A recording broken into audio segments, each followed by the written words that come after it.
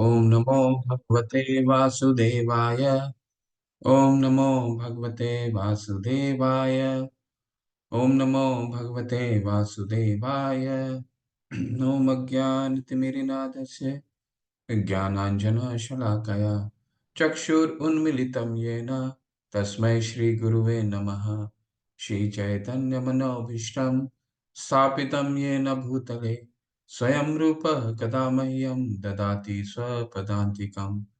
वन्देऽहं श्रीगुरु श्रीयुतपदकमलं श्रीगुरुं वैष्णवांश्च श्रीरूपं साग्रजातं सहगना रघुनाथान्वितं सजीवं साद्वैतं सावधूतं परिजनसहिता कृष्णचैतन्यदेवं श्रीराधा कृष्णपादान् सहगना ललिता श्रीविशाखावितांश्च नमो विष्णुपादाय कृष्णपृष्ठाय भूतले श्रीमते भक्तिवेदांत स्वामीति नामिने नमस्ते सरस्वते देवे गौरवाणी प्रचारिणे निर्विशेष शून्यवादी पाश्चात्य देश तारिणे वाञ्छाकल्पतरुभ्यश्च कृपा सिन्धुभ्येव च पतितानां पावनेभ्यो वैष्णवे भयो नमो नमः। नमो महावदानाय कृष्ण प्रेम पदायते कृष्णाय कृष्ण चैतन्य नामने गौरीतशे नमः। हे कृष्णा करुणा सिंधु दीन बंधु जगतपते गोपेश गोपिका कांत राधा कांत नमस्तुते। तप्त कांचन गौरांगी राधे वृंदावनेश्वरी वृषभानुसुते देवी प्रणमामि हरिप्रिये। जय श्री कृष्ण चैतन्य प्रभु नित्यानंद श्री अद्वैत गदाधर शिवासादि गौर भक्त वृंदा। हरे कृष्णा कृष्ण कृष्ण हरे हरे हरे राम राम राम हरे हरे। हरे कृष्णा कृष्ण कृष्ण हरे हरे राम राम राम हरे हरे। हरे कृष्णा कृष्ण कृष्ण हरे हरे राम राम राम हरे हरे। हरे कृष्णा। आप सभी को आज सभी 17वें अध्याय में सभी का हार्दिक अभिनंदन। तो कल हमने थोड़ा सा हमने जो पढ़ा उसको, क्योंकि अभी कुछ ज्यादा श्लोक 17वें अध्याय में नहीं है, सिर्फ 4 या 3 या 4 श्लोक हैं। तो 17वें अध्याय में हमने क्या कल अध्ययन करा। 17वें अध्याय में अर्जुन के प्रश्न से शुरू होता है। जब अर्जुन पूछते हैं उनकी गति क्या होती है, क्योंकि 16वें अध्याय में भगवान देवी और आसुरी स्वभाव के बारे में बताते हैं। तो 17वें अध्याय में अर्जुन पूछते हैं कि उनकी गति क्या होती है, कि जो मध्य का बीच का रास्ता अपनाते हैं, यानी जो ना देवी हैं ना ही आसुरी, ना श्रद्धा तो है उनकी, परंतु वो किसी शास्त्रों के अनुसार नहीं है। तो उनकी गति क्या होती है उनके बारे में बताइए। तो भगवान फिर क्या बताते हैं, भगवान बताते हैं कि श्रद्धा को फिर 3 भाग में तोड़ के बताते हैं कि जिस तरह का गुण होता है वैसे ही उस तरह के लोग श्रद्धा विकसित करते हैं। सतोगुणी व्यक्ति देवताओं में श्रद्धा विकसित होती है। रजोगुणी व्यक्ति को राक्षस या यक्षों में श्रद्धा उत्पन्न होती है, या मनुष्यों में श्रद्धा उत्पन्न होती है जो उनके सकाम कर्म की पूर्ति कर दे। और तमोगुणी व्यक्ति का आसक्ति कहाँ होती है, किसी को नुकसान पहुंचाने में। तो यानी कि किसी तरह का भूत प्रेत की पूजा करने में उनकी श्रद्धा विकसित होती है। ठीक है। फिर तपस्या के बारे में भगवान बताते हैं कि आसुरी तपस्या क्या है, जो शरीर को कष्ट देना आसुरी तपस्या है। शास्त्रों के विधि विधान को न पालन करके उपवास करना, उसको आसुरी तपस्या कहते हैं। क्योंकि शरीर किसका है, भगवान और गुरु का, गुरु और गौरांगा का है शरीर। ठीक है। तो हम शरीर को तपस्या, शरीर को उपवास नहीं कर सकते और उसको कष्ट नहीं पहुंचा सकते। फिर भगवान बहुत सारी चीजों को, इसके बाद खाने को, एक व्यक्ति का जैसा गुण होता है उस तरह का उसका खाने का प्रवृत्ति विकसित होती है। तो सतुगुणी व्यक्ति शुद्ध खाना खाता है, जो बल देता है, आरोग्य होता है। ठीक है। जो किसी तरह का डिजीज पैदा नहीं करता है, और बल प्रदान करता है। फिर चेतना को शुद्ध करता है और तृप्ति प्रदान करता है, स्निग्ध तृप्ति प्रदान करता है। इसके बाद फिर रजोगुणी व्यक्ति, रजोगुण में जो व्यक्ति रहता है उसका किस तरह का खाना, तो अधिक तीखे, नमकीन, खट्टे, चटपटे, इस तरह का। और तमोगुणी का व्यक्ति कैसा खाना पसंद करता है? पुराना, 3 घंटे पुराना, जूठा, स्पृश, इस तरह के खाने को वो पसंद करता है। ठीक है, ऐसा तमोगुणी का विचारधारा है। फिर तपस्या के बारे में भगवान बताते हैं, 3 तरह की तपस्या होता है। तपस्याओं को 3 भाग में तोड़ के बताते हैं कि एक शारीरिक तपस्या होता है। शारीरिक तपस्या किसको कहा जाता है? द्विज गुरु, द्विज परमेश्वर गुरु प्राज्ञन, यानी परमेश्वर, गुरु, ब्राह्मण और माता पिता, इनकी पूजा करना। ठीक है। और ब्रह्मचर्य, पवित्रम शौचम आर्जवम, यानी पवित्र रहना, शरीर को बाह्य रूप से और आंतरिक रूप से पवित्र रखना। ठीक है। शौचम, शुद्ध रखना। ब्रह्मचर्य, जहाँ आवश्यक हो तभी मैथुन जीवन को सेवा लेना, नहीं तो मैथुन ब्रह्मचर्य का जितना हो सकता है ब्रह्मचर्य का पालन करना। तो ऐसा ये है शारीरिक तपस्या। वाणी की तपस्या क्या कहते हैं भगवान? वाणी की तपस्या है किसी को कटु शब्द का प्रयोग ना करना, अनुद्वेग कर्म वाक्यम, सत्यम प्रिय हितम च यत्, सत्य बोलना, किसी को भाने वाले वक्त वो सत्य भी बोलना और अच्छे लगने वाले भी बोलना। तो मन में ये प्रश्न आएगा कि सत्य लोगों को अच्छा नहीं लगता तो कैसे बताएं? तो शास्त्रों का अनुमोदन दीजिए। तो शास्त्रों में हर कुछ बहुत ही मीठे रूप से समझाया गया है। तो शास्त्रों के अनुसार बताइए तो सत्य लगेगा।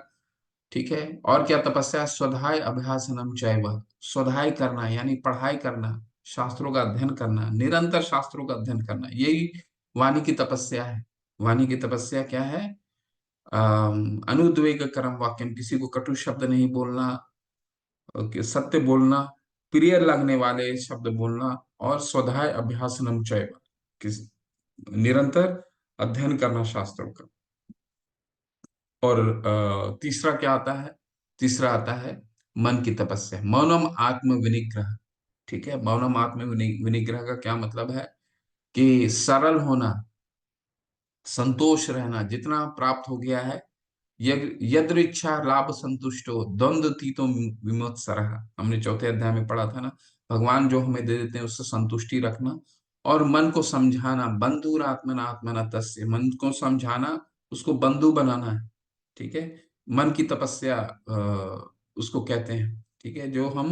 जो मन चाहता है उसको नहीं देना, उसको तपस्या देना है। ठीक है। तो ऐसा करके मन की तपस्या के बारे में भगवान बताते हैं। इसके बाद फिर हम पढ़ते हैं कि दान कितने प्रकार के होते हैं। तो 3 तरह का दान भगवान बताते हैं। यज्ञ कितने तरह के होते हैं? 3 तरह के यज्ञ भी होते हैं। यज्ञ में 3 तरह, जो यज्ञ भगवान की प्रसन्नता के लिए किया जाता है, चौथे अध्याय में भी हमने पढ़ा यज्ञार्थार्थ।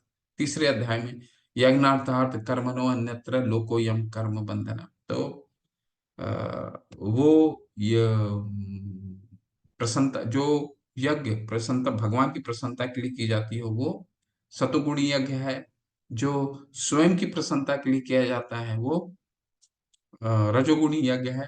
और जो ऐसा यज्ञ जिसमें ना किसी तरह का प्रसाद वितरण होता है, ना किसी पंडितों को दक्षिणा दी जाती, तो ऐसा यज्ञ जो है तमोगुणी व्यक्ति में, तमोगुणी व्यक्ति करता है। ठीक है। फिर दान के बारे में देखा।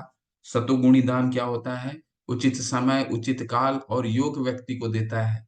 ठीक है। जो कृष्ण का प्रचार करता हो वही सबसे योग्य व्यक्ति है। रजोगुणी व्यक्ति क्या करता है? और प्रत्युपकार की आशा नहीं करता है। सतोगुणी एक बार दान दे देता है तो उसके बदले में कुछ नहीं चाहिए। रजोगुणी व्यक्ति क्या करता है? दान देता है, बदले में कुछ चाहिए। ठीक है। और कभी कभी उसको जबरदस्ती दान देना पड़ता है, तो ये सब रजोगुणी, अनिच्छा पूर्वक दान देता है, तो ये सब रजोगुणी हो गया। और तमोगुणी दान कैसा होता है? तमोगुणी दान में बिना काल के, बिना अयोग्य व्यक्ति को दे देता है, कहीं भी दान दे देता है, और अनादर रूप से दान देता है, आदर की बिना आदर किए हुए, बिना रेस्पेक्टफुली वो दान दे देता है। ठीक है। तो कल हमने इसका अध्ययन करा, आज हम इसको शेष करते हैं, इसके शेष भाग को पढ़ते हैं। तो अब बिल्कुल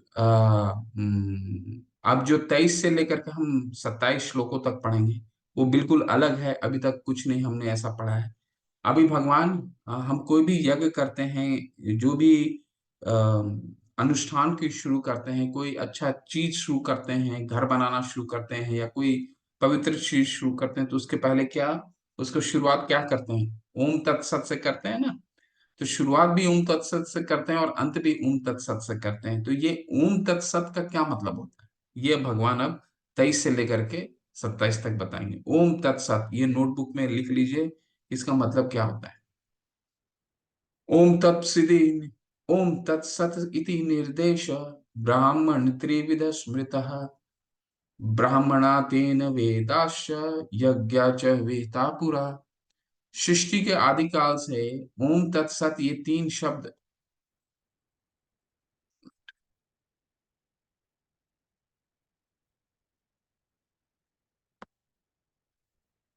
हाँ, सृष्टि के आदि काल से ओम तत्सत ये तीन शब्द परम ब्रह्म को सूचित करने के लिए उपयोग किए जाते रहे हैं। ये तीनों सांकेतिक अभिव्यक्तियां ब्राह्मणों द्वारा वैदिक मंत्रों को उच्चारण करते समय तथा ब्रह्म को संतुष्ट करने के लिए यज्ञों के समय प्रयुक्त होता है। तो बहुत ही कॉमन है ये शब्द ओम तत्सत। क्या है, तो भगवान उसके मतलब बताएंगे। भगवान बता रहे हैं यहाँ पे कि प्रायः ये मंत्रों को उच्चारण करने के से पहले शुरू किया जाता है ओम तत्सत। ठीक है, बहुत शुभ होता है ओम तत्सत का उच्चारण करना। तो इसका मतलब क्या होता है ये हम लोग आगे देखेंगे। एक एक शब्द को तोड़ के भगवान बताएंगे, ओम का क्या मतलब है, तत् का क्या मतलब है, सत का क्या मतलब। तस्माद् ओम इति उद्दाह्यत यज्ञदान तपः क्रिया प्रवर्तन्ते विधिनोक्ता सततम ब्रह्म ब्रह्मवादिनाम। अतएव योगी जन ब्रह्म की प्राप्ति के लिए शास्त्र विधि के अनुसार यज्ञ, दान तथा तप की समस्त क्रियाओं को शुभारंभ सदैव ओम से करते हैं। ओम जो शब्द है, ठीक है, अ, ओम शब्द विष्णु को सूचक है। ठीक है, विष्णु का सूचक का क्या मतलब है कि ये ओम से हम भगवान ओम का मतलब है विष्णु, ओम का सूचक है विष्णु। ठीक है, इसको दूसरे तरीके से हम ऐसा समझ सकते हैं, जो पहले भी मैंने बताया था आपको। अ, एक तरह से आप अगर भौतिक जगत में देखें तो लोगो, लोगो का, आप अगर किसी भी कंपनी को आप देखते हैं तो उसकी लोगो होती है। तो लोगो का क्या मतलब होता है, लोगो हम देखते हैं तो समझ जाता है किस चीज को सूचक है। ठीक है, हालांकि लोगो पूरे कंपनी के बारे में नहीं बताता है।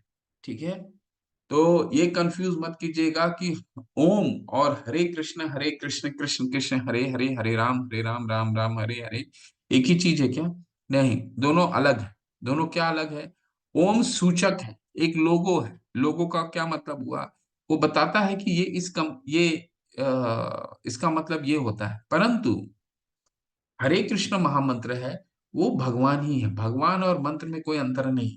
ठीक है, तो ओम क्या है, ओम भगवान का सूचक है। ओम का मतलब होता है विष्णु। ठीक है, अब हम ओम तत्सत, अब तत् के बारे में पढ़ते हैं। तत् इति अनि अनिभि संधाय फलम यग तपः क्रिया दान क्रियाश विविधा क्रियन्ते मोक्षकांश भी। मनुष्य को चाहिए कर्म फल की इच्छा किए बिना विविध प्रकार के यज्ञ तप तथा दान को तत् शब्द कहकर संपन्न करे। देखिए, ऐसी दिव्य क्रियाओं का उद्देश्य भाव बंधन से मुक्त होना है। ठीक है, तो तत् का शब्द का क्या मतलब होता है, तत् शब्द का मतलब होता है कि जब भी यज्ञ हम भाव बंधन से मुक्त होने के लिए कोई भी तपस्या करते हैं, भगवान की प्रसन्नता के लिए करते हैं, कोई भौतिक उपलब्धि को प्राप्त करने के लिए नहीं करते हैं, तो उसका मतलब होता है तत्। यानी कहने का क्या मतलब है कि हम जब भी यज्ञ कर रहे हो, अगर ओम तत्, ओम तो सूचक हो गया विष्णु का, तत् का सूचक सूचक हो गया कि हम कुछ भौतिक लाभ की इच्छा से वो यज्ञ नहीं कर रहे हैं, ये तत्व सूचित करता है। भाव बंधन से मुक्त होना है। भगवान ओम तत्सत, भगवान मुझे अपने में अपने नाम, अपने गुण, अपने लीला, अपने विग्रह सब में मुझे प्रेम विकसित कीजिए। इसका मतलब होता है तत्व, प्रेम विकसित करना, और भौतिक चीजों से अपनी आकृष्ट को कम करना, इसका मतलब होता है तत्व।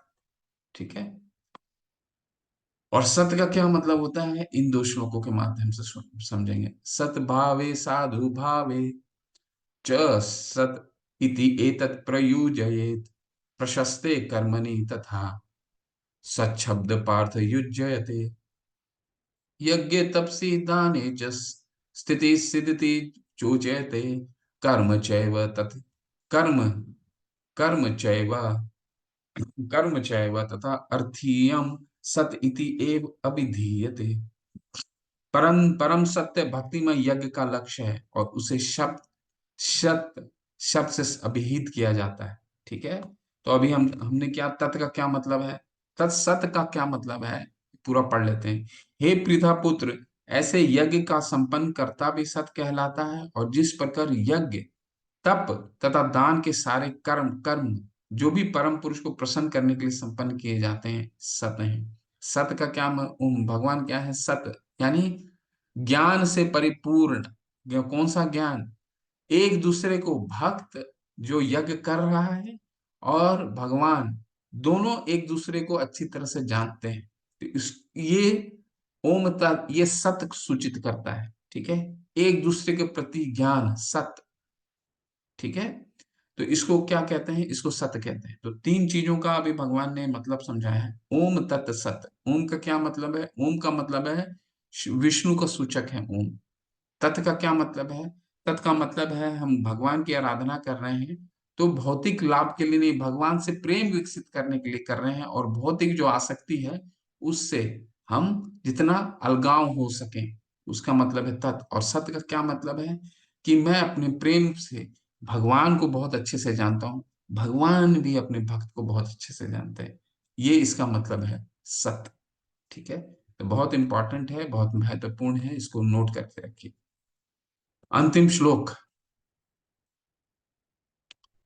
अश्रद्धाया हुतं दतं तपस्तपत तपस्तपत कृत च यत् असद्युच्यते पार्थ न च तत्प्रेनो इह। हे पार्थ, श्रद्धा के बिना यज्ञ दान या तप के रूप में जो भी किया जाता है वह नश्वर है, वह असत कहलाता है और इस जन्म में तथा अगले जन्म में दोनों ही व्यर्थ जाता है। ठीक है, अभी हमने क्या देखा, सत। सत का क्या मतलब है, शाश्वत। एक दूसरे के बारे में जानते हैं, एक दूसरे को प्रसन्नता के लिए हम यज्ञ करना उसको कहते हैं सत्य। लेकिन जो भी यज्ञ वो भगवान की प्रसन्नता के लिए नहीं होता है वो क्या है, नश्वर है। उसका कोई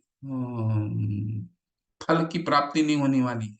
ठीक है, और क्या कह रहे हैं, ये इस जन्म में तथा अगले जन्म में दोनों ही में व्यर्थ जाता है। ठीक है, श्रम ही केवलम, श्रम ही केवलम भगवान बताते हैं।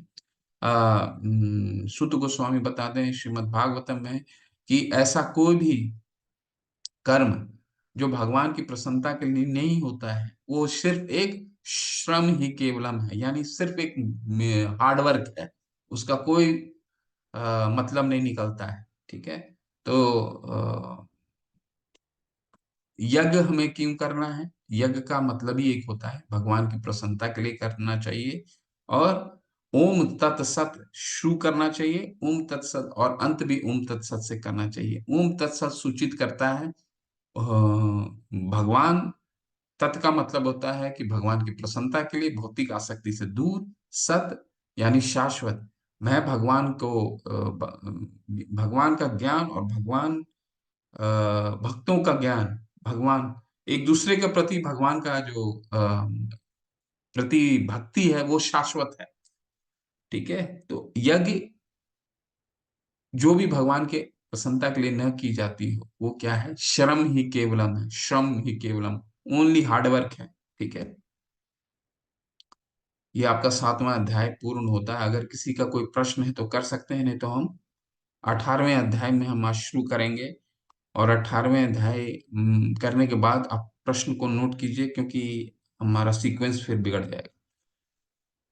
ठीक है, नोट करके रखिए क्या है, क्या क्या प्रश्न है। 18वां अध्याय और सबसे अंतिम अध्याय। इस अध्याय का नाम है उपसंहार या सन्यास की सिद्धि। ठीक है, उपसंहार का क्या मतलब, ये अध्याय की विशेषता क्या है, इसमें आप लोग को पार्टिसिपेशन बहुत आएगा क्योंकि ये अध्याय जो है, ये अध्याय हमने जो अब तक पढ़ा है उसका एक समरी है।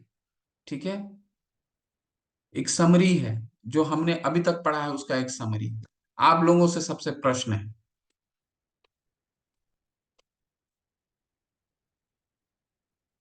आप लोग सबसे एक प्रश्न है कि अ, हमने इस पूरे अध्याय में, पूरे गीता में और कौन सा अध्याय ऐसा पढ़ा है जिसमें वो भगवान समरी बताते हैं कि गीता में क्या हमने। जल्दी से बताइए, हरे कौन सा ऐसा अध्याय है? हरे कृष्ण प्रभु जी। हरे कृष्ण। अध्याय 2, गीता का सार। बिल्कुल बिल्कुल, हरे कृष्ण। और किसी का कुछ है, कोई और अध्याय ऐसा है जो पूरे गीता के बारे में बताता है, पूरे क्या हमने पढ़ा है, कोई ऐसा कोई और अध्याय है?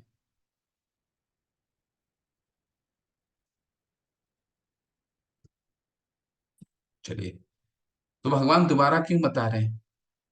भगवान ये अध्याय, दूसरा और 18वें अध्याय में एक फर्क है। फर्क क्या है? फर्क यह है कि ये जो अध्याय है, ये अध्याय कंक्लूजन है, भगवान का अपना कंक्लूजन है। अभी तक जो हमने पढ़ा है वो भी पढ़ेंगे, और भगवान अपना कंक्लूजन कंक्लूजन देते हैं। लेकिन दूसरा अध्याय क्या है? प्रीफेस है। कोई भी किताब की प्रीफेस होती है ना, तो पूरे किताब में क्या आना है वो दूसरे अध्याय में है। परंतु 18वां अध्याय पूरे ग्रंथ का एक सार तत्व है। तो ये 18वां अध्याय इसलिए इसके उपसंहार बोला जाता है, सार तत्व। भगवान अपना निष्कर्ष देंगे। ठीक है, और यहां से ये इसीलिए ये प्राइमरी प्रीलिम प्राइमरी ग्रंथ माना जाता है। जहां से ये अध्याय शेष होगा, वहां से दूसरे ग्रंथ शुरू होते हैं। इसलिए भगवत गीता किसी भी स्पिरिचुअल स्टडी का सबसे बेस होता है। ठीक है, जहां से कंक्लूड करेंगे भगवान, कंक्लूजन क्या है, तो ये अध्याय बहुत महत्वपूर्ण है। और इसमें बहुत अच्छे अच्छे वर्सेस हैं, इसको बहुत ध्यान से सुनिएगा। तो जहां से ये कंक्लूड होगा, वहीं से दूसरे ग्रंथ ग्रंथ शुरू होते हैं।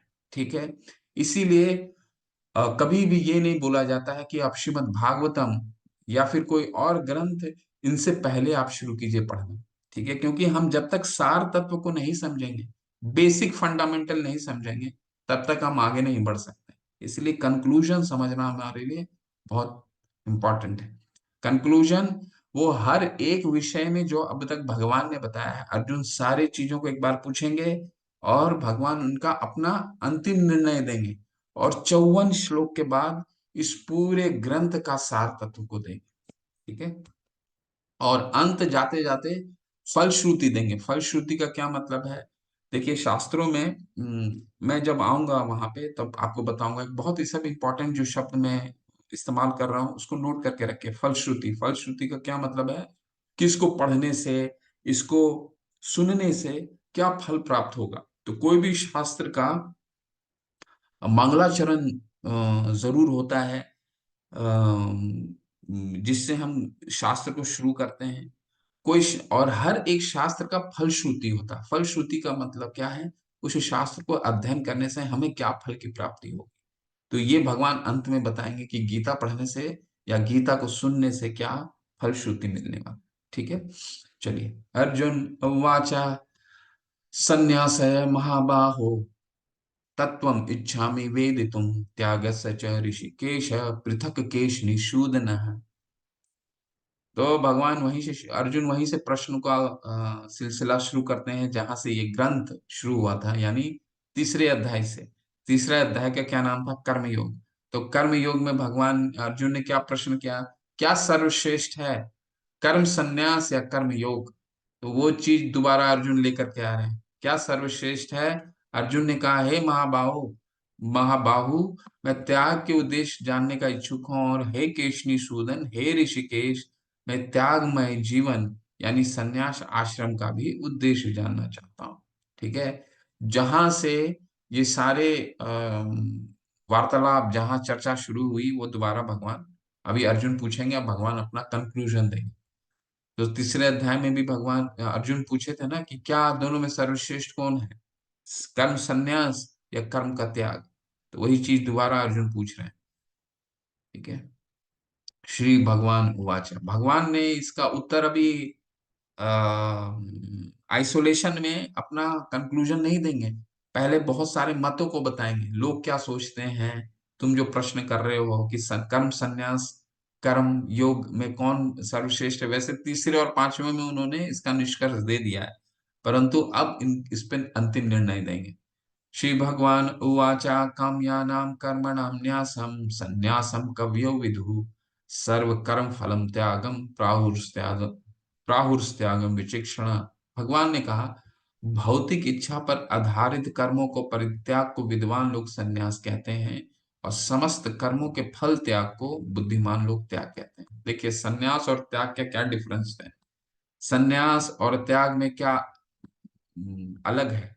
संन्यास का मतलब है सभी कर्म को त्याग कर देना, जो जो आ, हमें जो भी भौतिक चीजें हमें आसक्त करती हैं उनका त्याग देना। बुरा मत देखो, बुरा मत सुनो, बुरा मत बोलो। कहते हैं ना कि कुछ भी ना देखो, कुछ भी, तो संन्यास, तो उसको संन्यास हो गया। हमने देखा था ना, तीसरे अध्याय में भी यही था, पांचवें अध्याय में भी। तो संन्यास का मतलब क्या है, जो चीजें हमें आसक्त करती हैं उस चीज को खाना, उसको चीज को ही बंद कर देना, उसको परित्याग कर देना। त्याग का क्या मतलब है? त्याग का मतलब है कर्म के फलों का त्याग करना, जिसकी संस्तुति करते हैं भगवान। तीसरे अध्याय में भी क्या बोला है कि पांचवें अध्याय में निष्कर्ष दिए थे ना, कर्म फल कर्म संन्यास कर्म फल कर्म योग विशिष्यते। ठीक है, कर्म संन्यास से कर्म योग ज्यादा श्रेष्ठ है। तो यहाँ पे अभी भगवान दोनों को बता रहे हैं, संन्यास का मतलब क्या होता है, सभी कर्म को त्याग कर देना जो उनको आकृष्ट करता है। संन्यास ले लेना, जंगल चले जाना। ठीक है, परिवार को छोड़ देना, परिवार को, ये कलयुग में इसकी संस्तुति नहीं की गई है। ठीक है, परिवार को छोड़कर संन्यास लेने चले गए।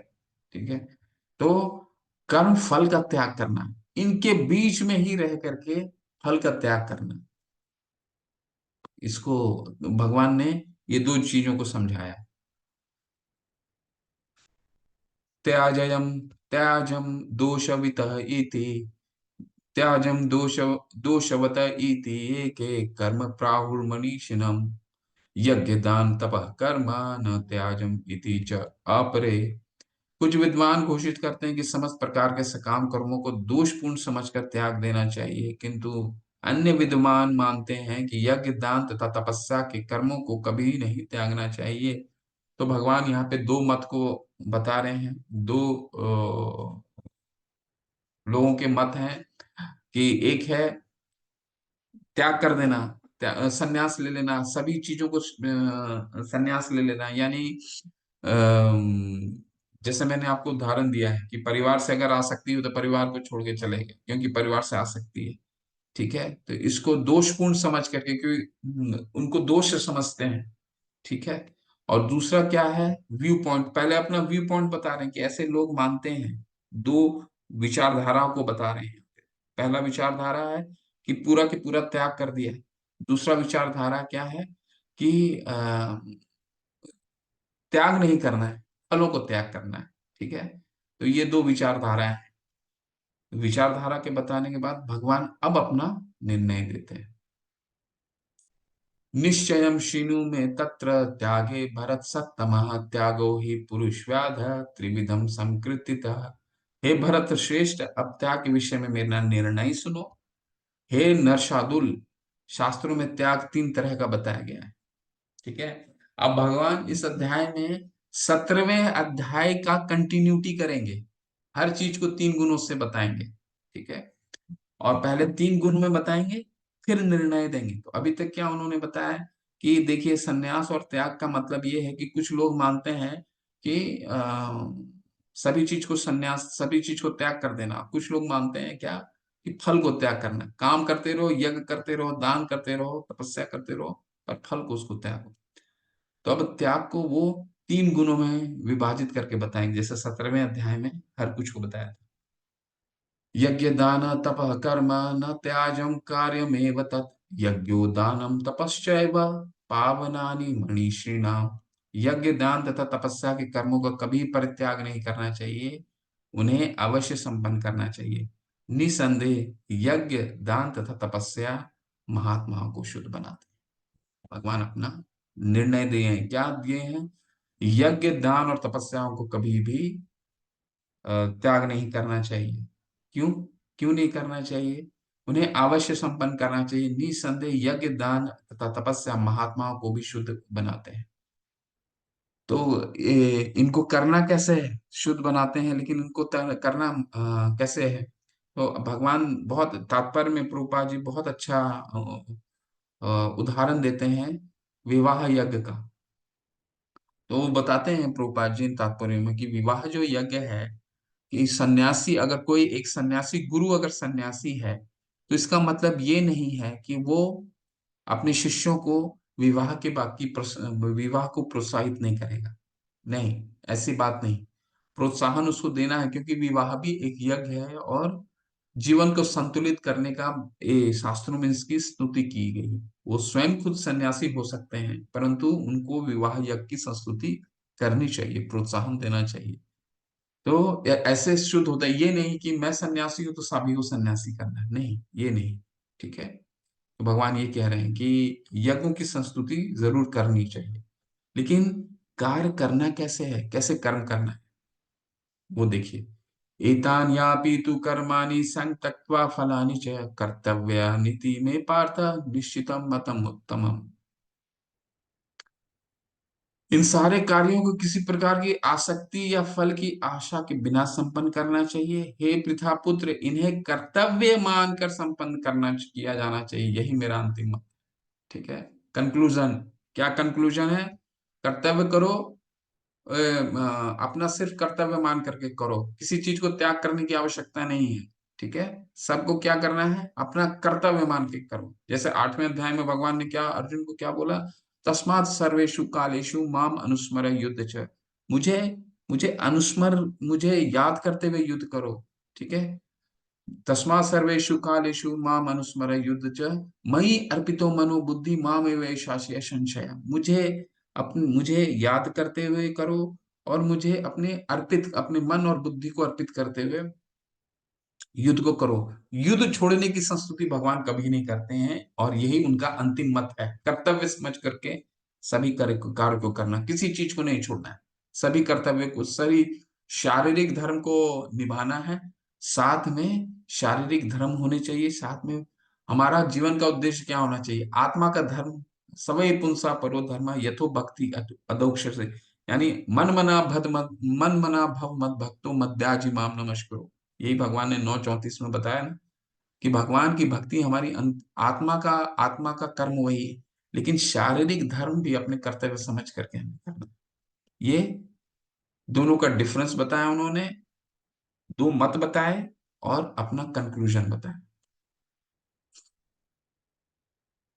नियतस्य तु संन्यासा कर्मणा नोपद्यते मोहातस्य परित्यागा तामसा परिकीर्तिता।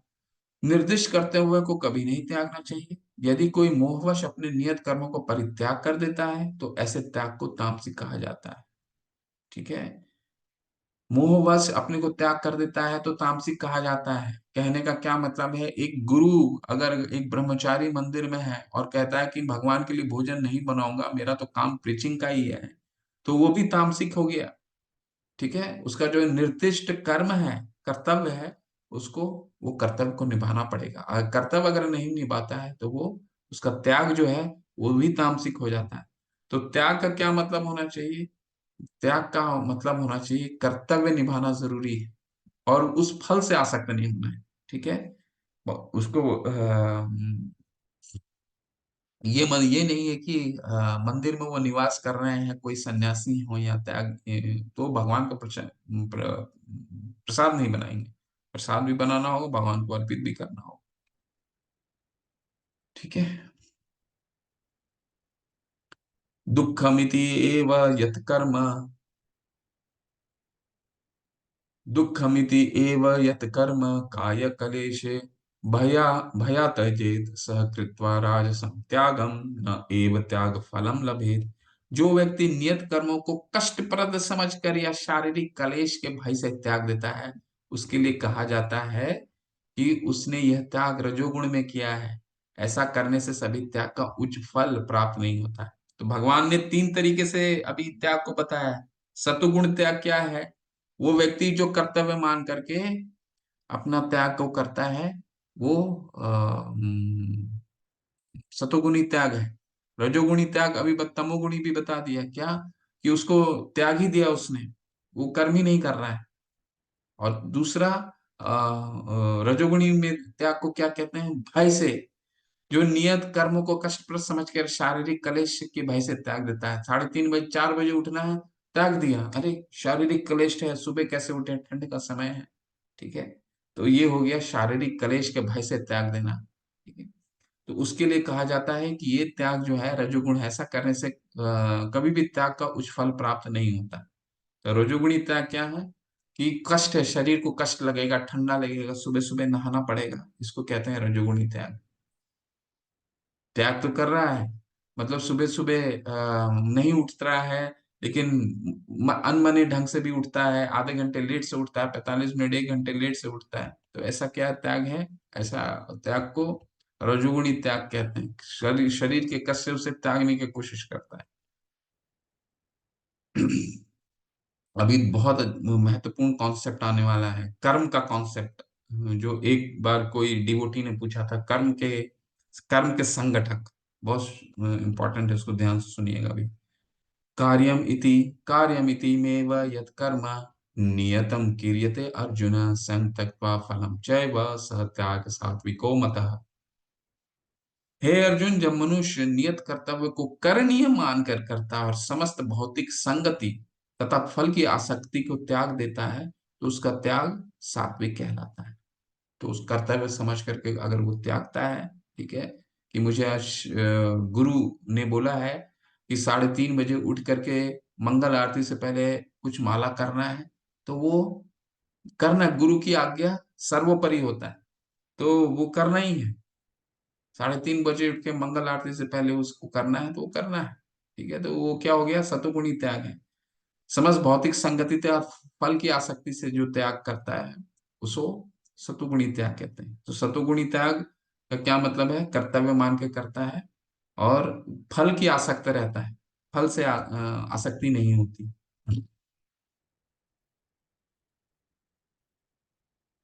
न द्वेष्टि अकु न द्वेष्टि अकुशलम कर्म कुशले नानुषज्यते त्यागी सत्वम समिविष्टम मेधावी छिन्न संशय। सतुगुण में स्थित बुद्धिमान त्यागी, जो न अशुभ कार्य से घृणा करता है, न शुभ कर्मों से लिप्त होता है, वह कर्म के विषय में कोई संशय नहीं रखता है। अगर उसका कर्तव्य कहता है कि उसे बाथरूम साफ करना है, मंदिर के भक्तों को बाथरूम साफ करना है, तो बाथरूम साफ करेगा, किसी चीज से घृणा नहीं करता, कर्तव्य मान करके करता है। ठीक है, न ही देहभृता शक्यम तयुक्ता कर्मण तयुक्ता कर्मणि अशेषता, यह तो कर्म फल त्यागी सह त्यागी इति अभिधीयते। निसंदेह किसी भी देहधारी प्राणी के लिए समस्त कर्मों का परित्याग कर पाना असंभव है, लेकिन जो कर्म फल का परित्याग करता है, वास्तव में वही त्यागी। त्यागी का भगवान और भी पूरा विस्तार से समझा रहे हैं। त्यागी का क्या मतलब है? कि वो व्यक्ति जो अपना फल को अपना कर्तव्य समझ के त्यागता है, और सिर्फ त्याग नहीं, आगे हम पढ़ेंगे, इस त्याग को भगवान की सेवा में लगाता है। ठीक है, तो निसंदेह किसी भी देहधारी प्राणी के लिए समस्त कर्मों का परित्याग कर पाना असंभव है, क्योंकि असंभव सभी को तो त्याग नहीं कर सकता है, लेकिन क्या करना है? उसके फल से आसक्त होना और भगवान को उसको अर्पित कर देना। युक्त वैरागम उच्चते, इसको कहा जाता है। जब आप आके पढ़ेंगे तो एक ग्रंथ आता है, भक्ति रसामृत सिंधु, उसमें एक बहुत अच्छा श्लोक आता है, अनाशक्त्य विषयान यथा हम उपयुंजत निर्बंधे कृष्ण संबंधे युक्तम वैरागम उच्यते। तो हमें कोई भी चीज का त्याग ना करके उसको कृष्ण के संबंध में, उस चीज को उपयोग में अगर हम लेके आते हैं तो क्या हो गया, युक्त वैराग्य कहा जाता है। युक्त वैराग्य क्या क्या मतलब है? वही असली त्याग है। त्याग तो हम कर ही नहीं सकते ना, वैसे भी हमने 5वें अध्याय में जिस पे चर्चा किया था कि हमारे पास तो हमारा कोई भी चीज है ही नहीं ना जिसको हम त्याग कर सकते हैं। त्याग तो तब हो कर सकते हैं जब हमारे पास हमारी अपनी कोई चीज हो। सारे तो भगवान की है, तो हमें क्या करना है, उसको भगवान की सेवा में लगाना है। ये शरीर भी भगवान का है तो उसको सेवा में लगाना है। अनिमिष्टम अनिमिष्टम इष्टम मिश्रम च त्रिविधम कर्मणः फलम भवति अत्यागिनाम प्रेत्य न तु सन्यासी नाम कवचित। जो त्यागी नहीं है उसके लिए इच्छित, इष्ट, अनिच्छित, अनिष्ट तथा मिश्रित, ये 3 प्रकार के कर्मफल मृत्यु के बाद मिलते हैं। लेकिन जो सन्यासी हैं उन्हें ऐसे फल का सुख दुख नहीं भोगना पड़ता। ठीक है। अब भगवान बताएंगे ये कर्म का जो कंपोनेंट, जो भी कर्म का फल है, कर्म का कंपोनेंट है, वो क्या है। ठीक है। यहाँ पे क्या बता, जो त्यागी नहीं उसके लिए इच्छित, अनिच्छित तथा मिश्रित, ये 3 प्रकार के कर्म फल मृत्यु के बाद मिलते हैं। लेकिन जो सन्यासी है उन्हें ऐसे फल का सुख दुख नहीं भोगना पड़ता। क्यों नहीं भोगना पड़ता? क्योंकि वो उससे तो अ, सन्यासी को इसलिए नहीं भोगना पड़ता है क्योंकि वो जो त्याग, उसने जो त्याग करा है उस सभी भगवान की सेवा में लगा दिया है। ठीक है। तो अभी बहुत इंपॉर्टेंट शायद इसके बाद ही आने वाला है। पंचेतानि महाबाहो कारणानि कारणानि निबोध में सांख्य कृतांते प्रोक्तानि सिद्धे सिद्धये सर्व कर्मणाम। हे महाबाहो अर्जुन, वेदांत के अनुसार आ गया यही है, सभी कर्मों के पूर्ति के लिए 5 कारण है। अब तुम इन्हें मुझसे सुनो। ठीक है। अभी तक हमने कर्म के बारे में, इसको कर्म संगठक बोलते हैं, अपने नोटबुक में लिख के रखिए। अभी आगे हम पढ़ेंगे, अगला जो श्लोक है उसमें हम लोग 5-7 मिनट देंगे। बहुत इंपॉर्टेंट, बहुत महत्वपूर्ण श्लोक है। और हमने अभी तक जो भी पढ़ा है उसका सार है। यानी कर्म जो भी हम करते हैं, सुख भोगते हैं, दुख भोगते हैं, तो उसके कंपोनेंट क्या है, हम अपने आप को ही मानते हैं ना कि हम, अगर सफलता मिली है तो मेरे कारण मिली है, अगर असफलता भी मिली है तो हो सकता है किसी को दोष ठहराएं। तो भगवान अभी इस हमें बताएंगे कि कर्म के कंपोनेंट क्या क्या है। जो भी फल, सफलता या असफलता मिलता है, उसके 5 कारण। क्या कारण है, पढ़ते हैं चलिए। अधिष्ठानम तथा कर्ता कारणम च पृथक विधम विविधाश पृथक चेष्टा दैव पेन दैव चेवात्र पंचमम। कर्म का स्थान, कर्ता, विभिन्न इंद्रियां, अनेक प्रकार की चेष्टाएं तथा परमात्मा, ये 5 के कर्म का कारण है। ठीक है। बहुत ध्यान से इसको, इस श्लोक को सुनिएगा। अधिष्ठानम पहला, तथा कर्ता दूसरा, कारणम इंद्रियां, पृथक विधम विभिन्न प्रकार के, या चेष्टाएं फोर्थ, और 5 परमात्मा। इसका कैस क्या मतलब निकला? ठीक है। इसका मतलब मैं एक आपको आ, पीपीटी से बताता हूँ तो आपको अच्छे से समझ में आएगा।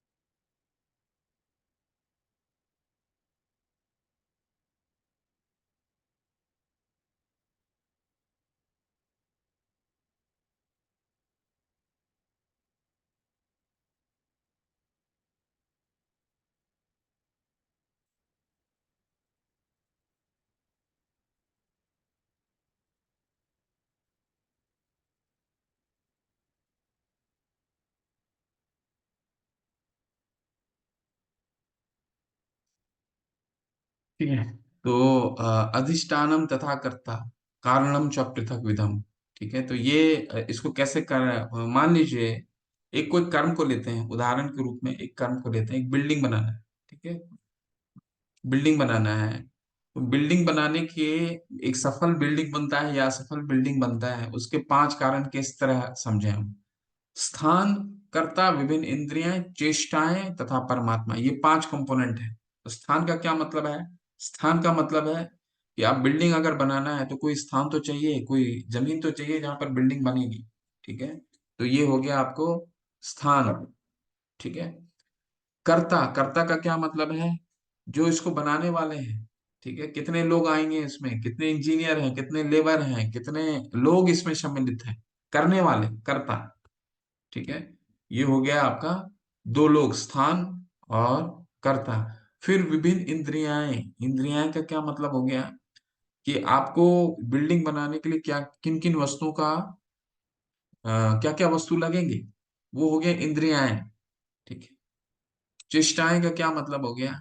चेष्टाएं यानी कि अगर बिल्डिंग बनाने के लिए आपने क्या क्या चेष्टाएं की हैं, यानी कि उसका आपने मैप बनाया है, स्ट्रक्चर बनाया है, कंप्यूटर से आपने उसका डिजाइनिंग करा है, तो इसकी चेष्टाएं होंगी।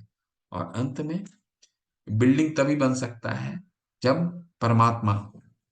ठीक, परमात्मा का जब तक स्टैंप नहीं लगेगा तब तक ये बिल्डिंग बनेगा नहीं। अब इसको हम लोग एक और उदाहरण से समझने का प्रयास करते हैं। ठीक है, तो मान लीजिए एक एक छात्र होता है, एक छात्र सफल होता है या असफल होता है।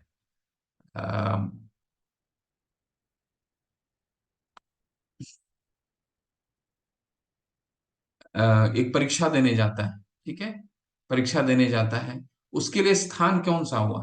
स्थान उसके लिए भी एक सफल होता है या असफल होता है। उसका परीक्षा के 5 कंपोनेंट हैं, कौन कौन से हैं? स्थान पहला, यानी कि जिस जहां पे वो जो सेंटर पड़ा है उसको। ठीक है, जिस सेंटर में वो परीक्षा देने जा रहा है, वो उसके हाथ में नहीं है। हो सकता है सेंटर गया, सेंटर में जो उसको कमरा मिला, वो जो जगह मिला वो बहुत साफ सुथरा ना हो या बहुत अच्छा ना हो। ठीक है, तो इसको कहा जाता है स्थान। कर्ता, कर्ता मतलब वो स्वयं लेट से पहुंचा, देर से पहुंचा, कहीं दे परीक्षा में आ रहा है, कहीं देरी ना हो गया हो उसको।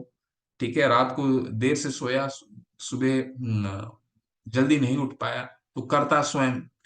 कारणम, कारणम यानी उसकी विभिन्न इंद्रियाएं। ठीक है, विभिन्न इंद्रियां का क्या मतलब है? विभिन्न इंद्रियां मतलब पैर सही से काम कर रहे हैं, हाथ में कोई दर्द तो नहीं है, पेट में तो दर्द नहीं है, आते वक्त कोई चोट तो नहीं लग गया है।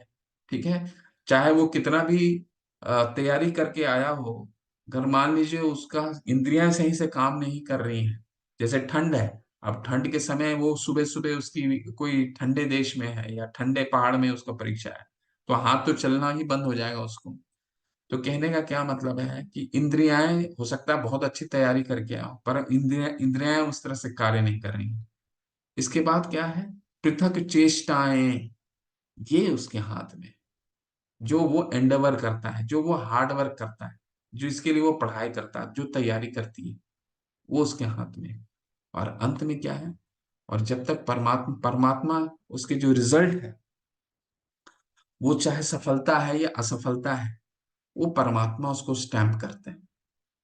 ठीक है, तो उनके बिना कोई भी कर्म का रिजल्ट नहीं आ सकता, चाहे वो सफल हो या असफल हो। ठीक है, तो कर्म के 5 कंपोनेंट हैं। पहला स्थान, दूसरा कर्ता यानी वो स्वयं, तीसरा उसकी इंद्रियाएं, चौथा उसकी चेष्टाएं यानी वो कितना हार्ड वर्क कर रहा है, और पांचवा परमात्मा का स्वयं। तो इसको हम कैसे अब समझना है? अभी ये देखिए, हमारे हाथ में जब भी हम कोई कर्म करते हैं, इसलिए भगवान दूसरे अध्याय में क्या बताते हैं कि कर्म की, तुम कर्म करो, फल फल तुम्हारे हाथ में नहीं। क्यों बोलते हैं ऐसा? क्योंकि हमारे हाथ में सिर्फ एक है, वो क्या है? चेष्टाएं। बाकी जो 4 कंपोनेंट हैं, उन चारों में हमारा कोई कोई रोल नहीं है। ना स्थान में हमारा रोल है, स्थान इस केस में शरीर भी हो सकता है। ठीक है, हमारी विभिन्न इंद्रियां में हमारी कंट्रोल नहीं है। और परमात्मा जो भी हमें रिजल्ट मिलता है, ठीक है, उसमें परमात्मा का सील होता है। ठीक है, बिना परमात्मा के सील के हमारा कोई कार्य नहीं हो सकता। इसीलिए भगवान आगे बताएंगे कि भक्त लोग इस चीज को कैसे देखते हैं। इसीलिए अभी हमने 5 कारण पढ़े। शरीर वाक मनोभियत कर्म प्रारंभे नरः न्यायम वा विपरीतम वा पंच एते तस हेतवः। मनुष्य अपने शरीर मन या वाणी से जो भी उचित या अनुचित कर्म करता है वह इन 5 कारणों के फल स्वरूप होता है। ठीक है, तो कुछ भी, कोई भी रिजल्ट निकलते हैं, ठीक है, रिजल्ट कुछ भी निकलता हो, चाहे वो सफल है या असफल है, तो उस सभी में ये 5 कंपोनेंट लगा सकते हैं। सभी में आप खाना अच्छा, अगर कोई गृहिणी है, हाउसवाइफ है, खाना अच्छा बना नहीं अच्छा बना, उसमें भी ये 5 कंपोनेंट लगा दीजिए। सोच करके देखिए स्थान क्या होगा, आपका किचन होगा, कुछ भी आप लगा सकते हैं। 5 जो कंपोनेंट है, यूनिवर्सल रूल है, हर में लगेगा। ठीक है,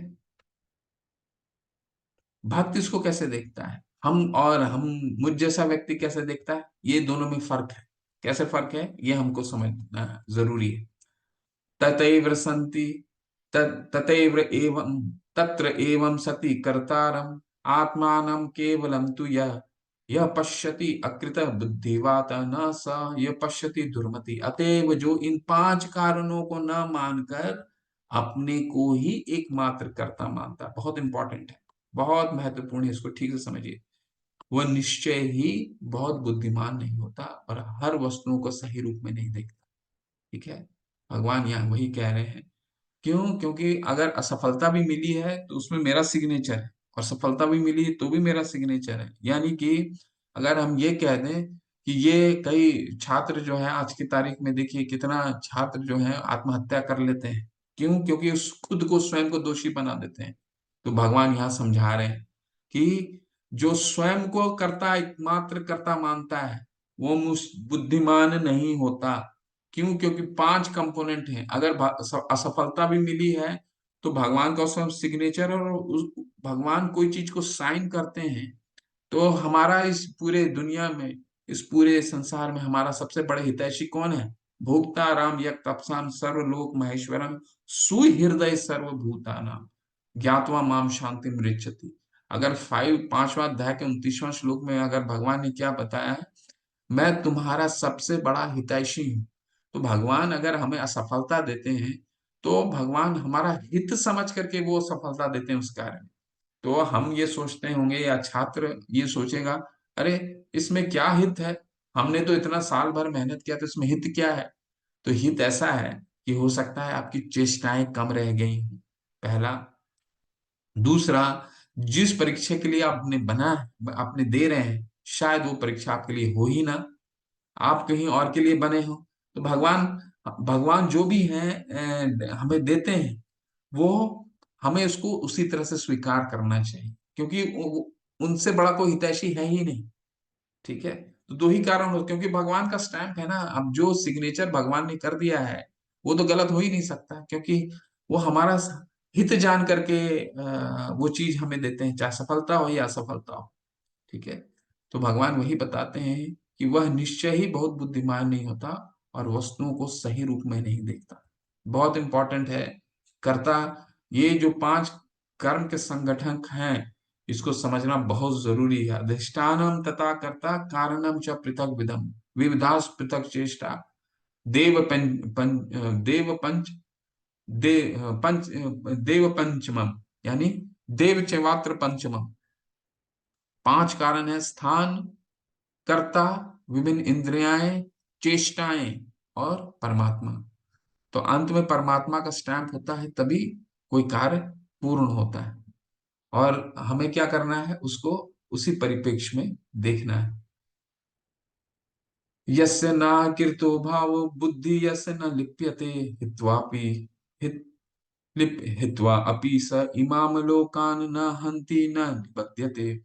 जो मिथ्या अहंकार से प्रेरित नहीं है, जिसकी बुद्धि बंधी नहीं है, वह इस संसार में मनुष्य को मारता हुआ भी नहीं मरता, ना ही वह अपने कर्मों से बंधा होता है। क्यों ऐसा बोले भगवान? जो मिथ्या अहंकार से प्रेरित नहीं है। तो अभी 5 कारण भगवान ने बताए, उसको ये चीज समझ में आ गया है कि भगवान ने इस चीज को हमें दिया है। तो वो अहंकार, अरे कैसे दे दिया, हमने तो इतना मेहनत किया, हमें मिला नहीं, प्रमोशन नहीं मिला, ये नहीं मिला, वो नहीं मिला, हमने ये चीज किया, इतना अच्छा नहीं क्यों नहीं हुआ। अहंकार नहीं है। ठीक है। अगर खाना हो सकता है अच्छा नहीं बना हो, अगर हमने भगवान को भोग अर्पित कर दिया और जब भगवान ने उसे ग्रहण कर लिया, तो इससे अच्छा क्या हो सकता है, उसको हमें एज इट इज ग्रहण करना है। ये नहीं कि अच्छा नहीं बना खाना, नहीं। अहंकार नहीं, मिथ्या अहंकार नहीं होना है। जिसकी बुद्धि बंधी नहीं है, उसको मालूम है कि भगवान ने इसको ग्रहण किया है, इस कार्य के पीछे भगवान का सिग्नेचर है।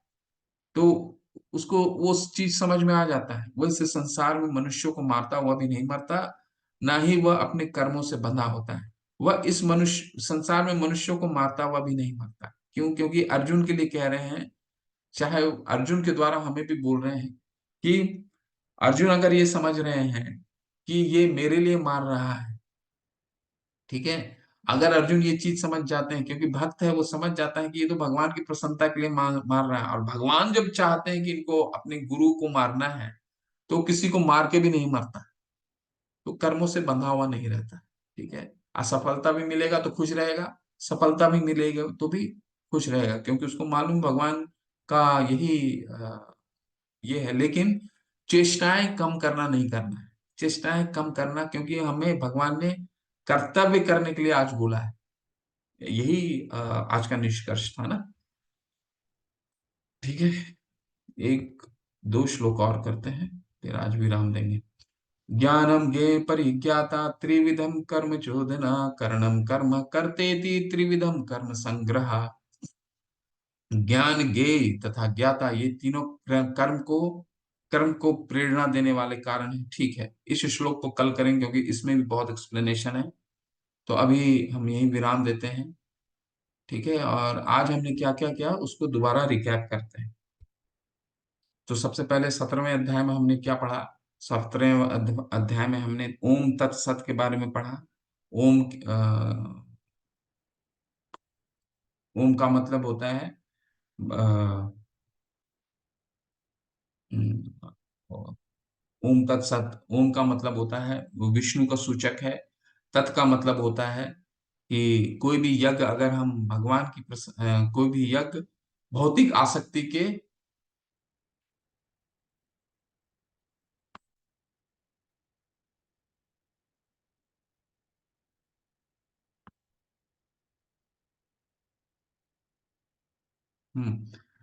कोई भी भौतिक आसक्ति के बिना कोई यज्ञ किया जाता है, उसे तत् सूचित करता है। सत का क्या मतलब है, दोनों शाश्वत हैं, दोनों का आपसी संबंध शाश्वत है। ठीक है, क्षण भंगुर नहीं। और जो कार्य भगवान की प्रसन्नता के लिए नहीं की जाती है वो असत कहलाता है, यानी उस वो श्रम ही केवलम है, उसका कोई मतलब नहीं है, वो व्यर्थ है। ठीक है।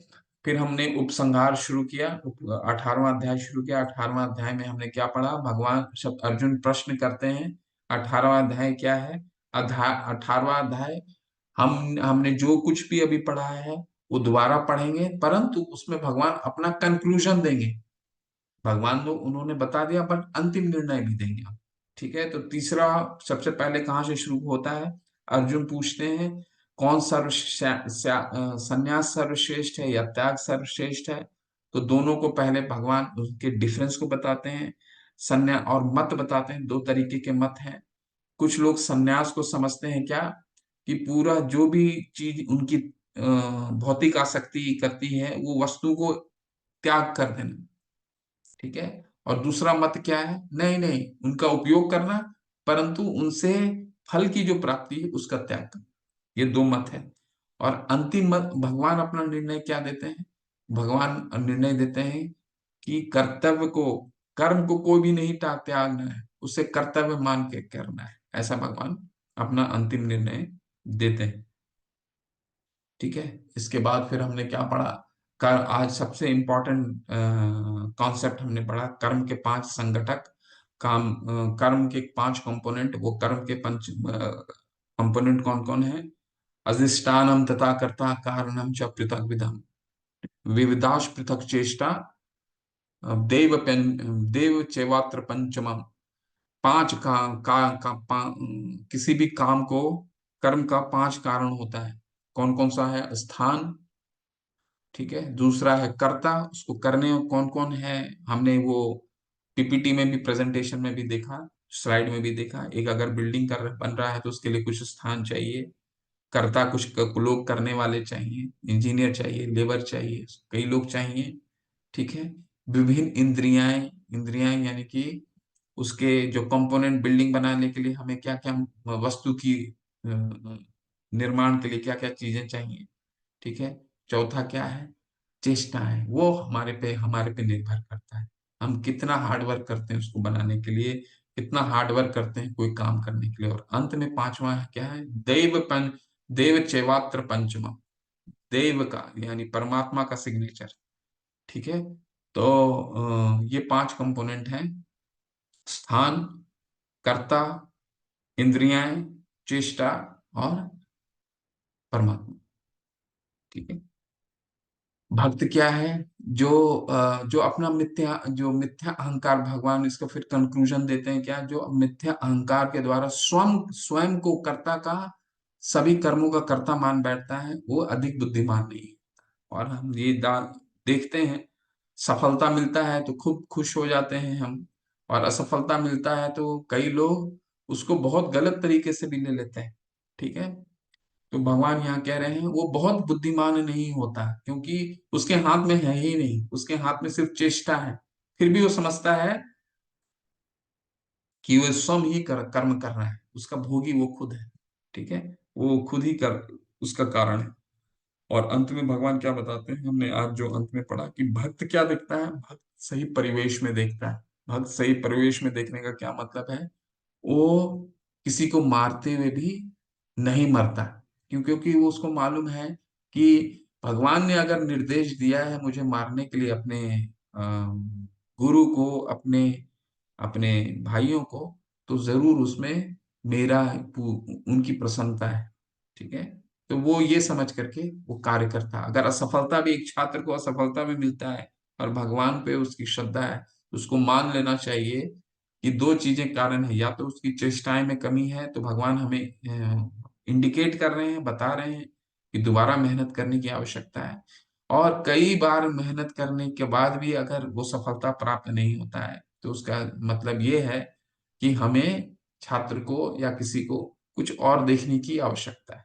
तो ऐसा भगवान इंडिकेट हमेशा करते हैं, ठीक है। हरे कृष्ण। ये हमारा,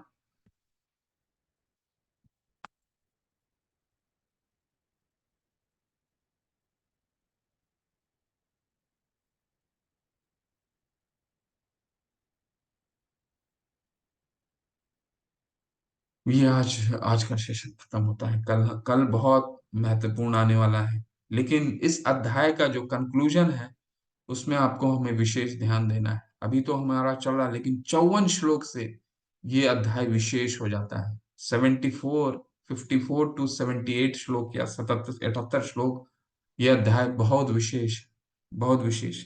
अभी हम 54 श्लोक तक वही पढ़ेंगे जो अब तक पढ़ रहे हैं। तो कल भी भगवान ब्राह्मण के बारे में बताएंगे, ब्राह्मण का क्या कर्तव्य है, क्षत्रियों का क्या कर्तव्य है, शूद्रों का क्या कर्तव्य है। तो कर्म के तीन संग बताएंगे। कर्म, सतोगुणी कर्म क्या होता है, रजोगुणी कर्म क्या होता है, तमोगुणी कर्म क्या होता है, तो ये सब में भेद करके बताएं, ठीक है। हरे कृष्ण। किसी का कोई संशय है, कुछ पूछना चाहते हैं तो पूछ सकते हैं।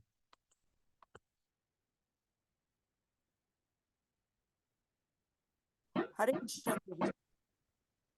एक एक करके पूछिए। जी पुनीता माता जी, हरे कृष्ण जी, पूछिए प्लीज। प्रभु जी, आज मेरी क्लास मिस हो गई किसी काम से, तो आप मुझे आज की रिकॉर्डिंग सेंड कर दीजिएगा जी सबको। जी माता जी, रिकॉर्डिंग चली। ठीक है जी, हरे कृष्ण। हरे कृष्ण। हरे कौन कृष्ण सा? प्रभु जी।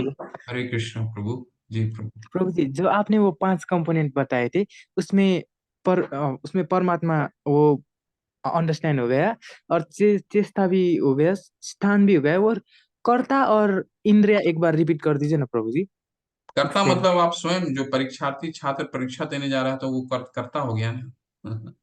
वो स्वयं हो गया इसमें वो। कोई तो चाहिए ना, वो कर्म को करने वाले हैं कौन?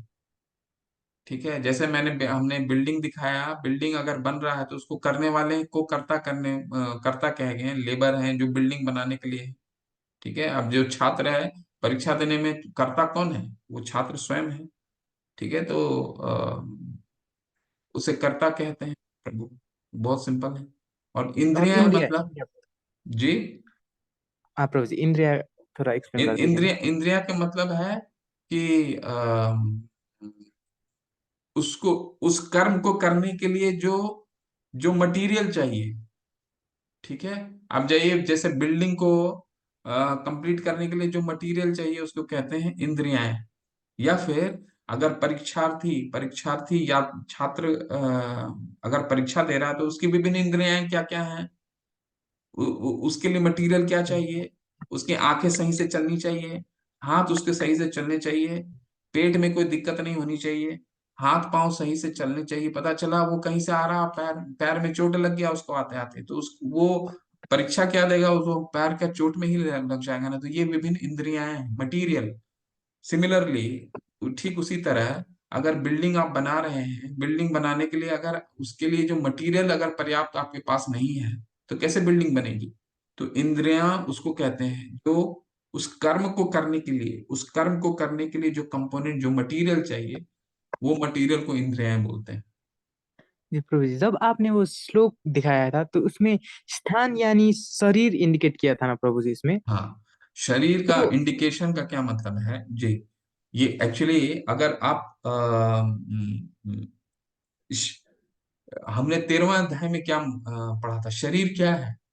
शरीर कोई भी कर्म का फील्ड है। हम पढ़ा था, हम लोग पढ़े थे ना 13th चैप्टर में, क्या है? जी फील्ड ऑफ प्रभु। एक्टिविटी। शरीर का मतलब होता है फील्ड ऑफ एक्टिविटी। जहां पे कोई भी कर्म होता है उसको शरीर बोलते हैं। तो ये हमारे शरीर में कोई भी कर्म हो रहा है तो उसका फील्ड एक्टिविटी कौन है? ये शरीर है। बिल्डिंग का फील्ड ऑफ एक्टिविटी क्या है? वो स्थान है जहां पर बिल्डिंग बन रही है। ठीक है, एक छात्र का फील्ड ऑफ एक्टिविटी क्या है? फील्ड ऑफ एक्टिविटी वहां वो जो परीक्षा दे रहा है। ठीक उसी जहां भी फील्ड ऑफ एक्टिविटी है उसको आप स्थान बोल सकते हैं। ठीक है, जी जैसे प्रभु। शरीर में कोई कर्म हो रहा है तो वो फील्ड ऑफ एक्टिविटी हो गया। जी प्रभु जी, अगर इसी एग्जांपल के लिए, अगर शरीर फील्ड ऑफ एक्टिविटी हो गया तो कर्ता क्या हुआ प्रभु जी, आत्मा या? आप स्वयं हो गए ना कर्ता उसको। जी, जब हम स्वयं बोलते हैं तो इसका मतलब हम शरीर है या आत्मा है या क्या है प्रभु जी? ये यही देखिए, कंफ्यूजन था प्रभु जी। नहीं नहीं, आपको ऐसे ऐसे समझना है। ये कम कर्म का कंपोनेंट, कोई कर्म का कंपोनेंट निकालना है हमें। ठीक है, आप कोई भी कर्म कर रहे हैं, वो कर्म से लेके आइए। कोई भी, जैसे आपने काम किया आज, आप घर में एक बाइक से आपको जाना है, या बाइक गाड़ी से एक डेस्टिनेशन पहुंचना है, ये एक कर्म है।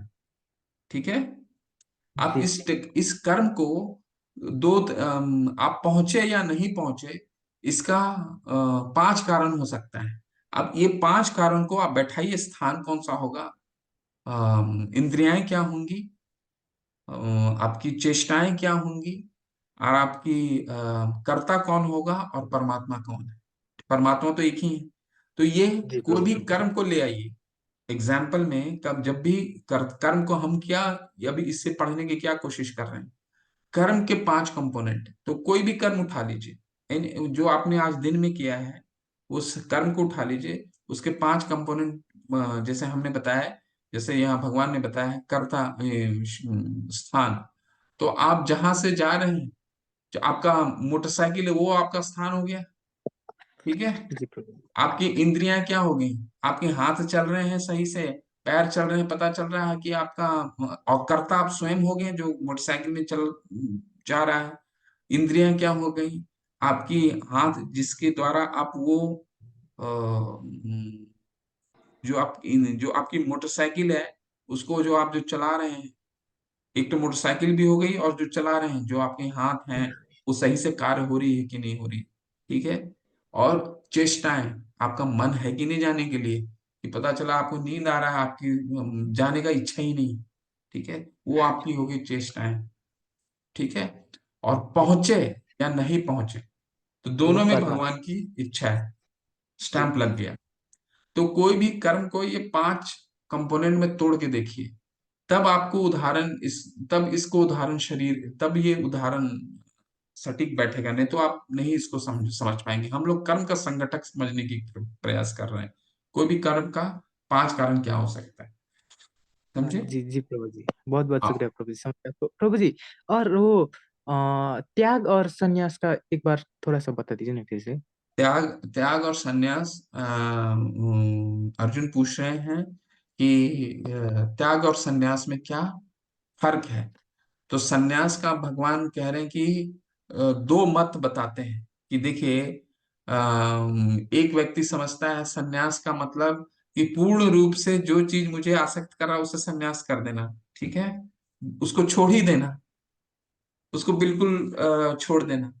पर और दूसरा है, संन्यास और त्याग में फर्क क्या है। संन्यास का मतलब है उस चीज को पूरा त्याग कर देना, और त्याग का क्या मतलब है, त्याग का मतलब उस त्याग नहीं, उस चीज को यूज करना, पर फल से आसक्त हो जाना, फल भगवान को अर्पित कर देना, ठीक है। जी मान लीजिए, अब समझ गए ना, फल, जी प्रभु जी। किसी चीज को त्यागने को नहीं कह रहे हैं। जैसे 8वें अध्याय में भी भगवान ने बताया था ना अर्जुन को, कि अर्जुन क्या क्या चाह रहे थे, अर्जुन चाह रहे थे कि युद्ध को ही त्याग दूं और जाकर के भगवान का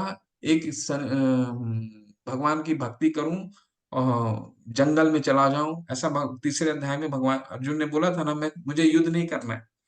तो वो ये चाह रहे थे, लेकिन अर्जुन भगवान ने क्या बोला, तुम युद्ध करो लेकिन मेरी प्रसन्नता के लिए युद्ध करो। तो ये संन्यास और जी त्याग।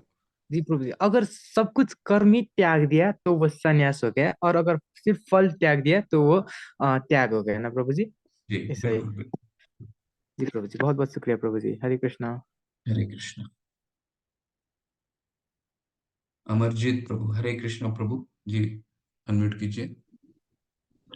हरे कृष्ण प्रभु जी। हरे कृष्ण।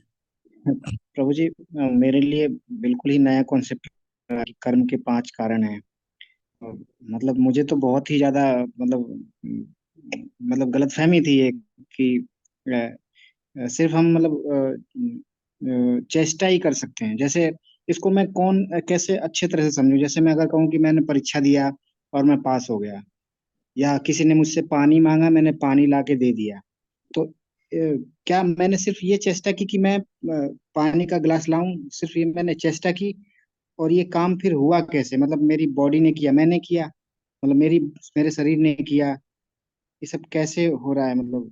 नहीं नहीं, आपको ऐसे समझना है, भगवान ने बताया समझाया है कि हमें समझना क्या है, हमें कैसे समझना है कि इसको समझने का एक सिंपल तरीका है कि हम कोई भी कर्म के हम कर्ता नहीं, हम कर्म के कर्ता हम नहीं होते, ठीक है। कोई भी कर्म का जो फल होता है उस वो हम हमारे में हमें डिपेंड नहीं करता। हम क्या समझ लेते हैं कि ये हमने ही किया है, सो सफलता और असफलता दोनों हम अपने आप पे लेते हैं। भगवान ऐसा करके समझाते हैं कि कोई भी सफलता, कि अगर सफलता होता है तो हम खुश हो जाते हैं, और असफलता होता है तो हम बहुत दुखी हो जाते हैं। और कई लोग तो बहुत, सुनते ही होंगे, एक्सट्रीम स्टेप्स भी ले लेते हैं। अगर कोई कार्य में जी इतना ज्यादा उसमें डूब जाते हैं कि वो अपने आप को ही कारण समझने लग जाते हैं। भगवान क्या बता रहे हैं कि वो बुद्धिमान नहीं। क्यों? क्योंकि मेरा स्टैंप लगा है। अगर उसे असफलता भी मिली है तो उसके हाथ में चेष्टा करना है, चेष्टा उसको बिल्कुल करना होगा, क्योंकि आज के ही अध्याय में भगवान ने क्या बताया है, कर्तव्य समझ के करना है। अगर छात्र को किसी परीक्षा में तैयारी करना है परीक्षा के लिए, तो उसे अपना कर्तव्य समझ करके चेष्टाएं करनी पड़ेगी और कर्तव्य करना पड़ेगा। ऐसा भगवान ने आज बताया कि कर्म कैसे करना है, कर्तव्य समझ करके, ठीक है। कर्तव्य बिल्कुल करो, चेष्टाएं, लेकिन तुम उसके भागीदारी नहीं हो। क्यों? क्योंकि उसमें अगर असफलता मिली है तो भी मेरा स्टैंप है, तभी तो कर्म पूरा हुआ है। एक कर्म पूरा होने में सबसे पहले, सबसे अंत में भगवान का स्टैंप होता है, तब रिजल्टेंट सफलता यस और नो होता है। यस में भी सब भगवान का स्टैंप है, नो में भी भगवान का स्टैंप। तो अगर नो लग गया तो समझ लीजिए कि इन पांचों में से कोई एक कारण रहा है, और आपको हमें कैसे देखना है कि शायद हमारी चेष्टाएं कम रह गई हैं, या फिर हमारे लिए ये कारण बना ही नहीं है। तो हमें ये भगवान का प्रसाद समझ करके ऑल्टरनेटिव देखना होगा कि ये काम शायद हमारे लिए है ही नहीं, हमें दूसरा देखना होगा, या फिर हमें और हार्ड वर्क करने की आवश्यकता है। इसको दो तरीके से देख सकते हैं। ठीक है प्रभु। जी ये प्रभु जी। हम अपने आप में इसको नहीं ले सकते कि ये मेरे कारण हम अपने कारण असफल हुए हैं। नहीं, ये भगवान ने बोला है, बहुत बुद्धिमान नहीं होगा वो। ठीक है। जी प्रभु जी, बहुत बहुत धन्यवाद प्रभु जी।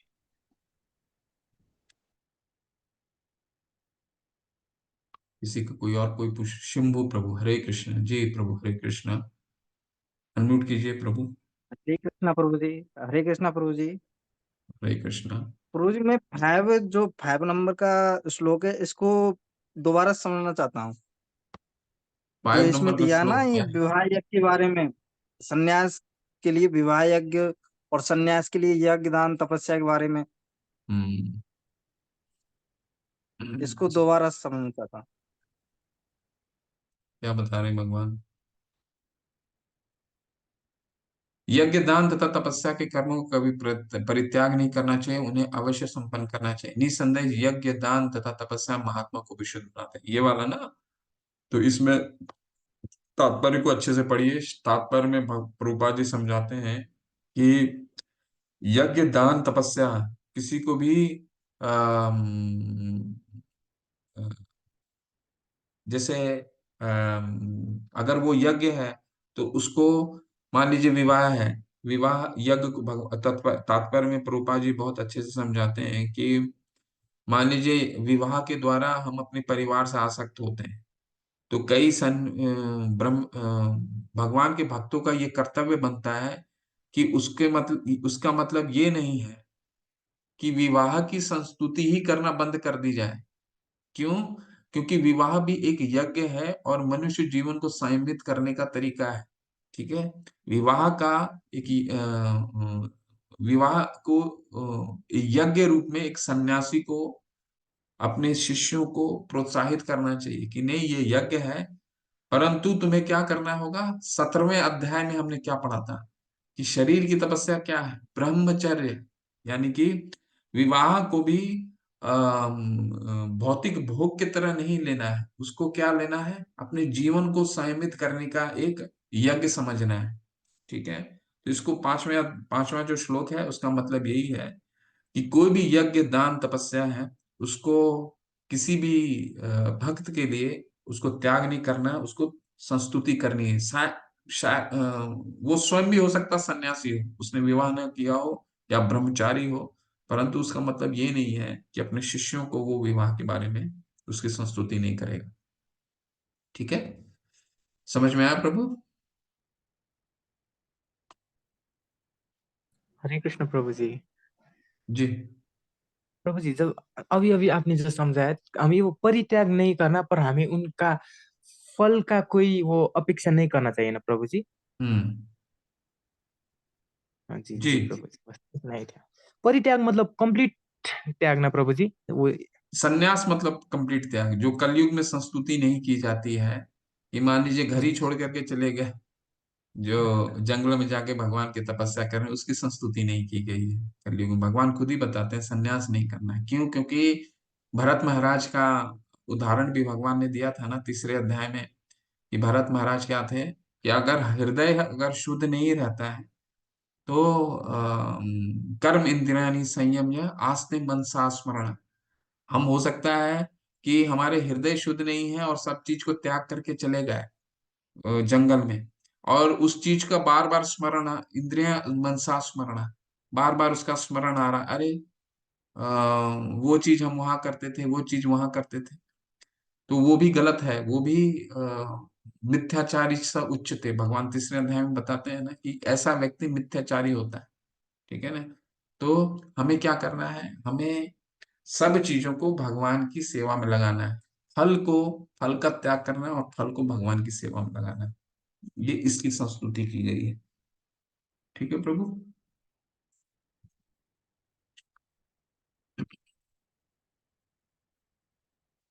अमरजीत प्रभु, आपका कुछ और प्रश्न है? आपका हैंड रेज है। प्रभु जी, परित्याग का हाँ, मीनिंग क्या होगा प्रभु जी? मी- मी- परित्याग का मतलब, जी प्रभु जी। परित्याग का मतलब संन्यास, जिसको उस वस्तु को पूर्ण रूप से त्याग कर देना, वो परित्याग हो गया। जी प्रभु जी, सन्यासी मतलब सन्यास ही परित्याग हुआ ना प्रभु जी? हाँ जी, बिल्कुल बिल्कुल। जी प्रभु जी, बहुत बहुत शुक्रिया प्रभु जी। हरे कृष्णा। हरे कृष्ण।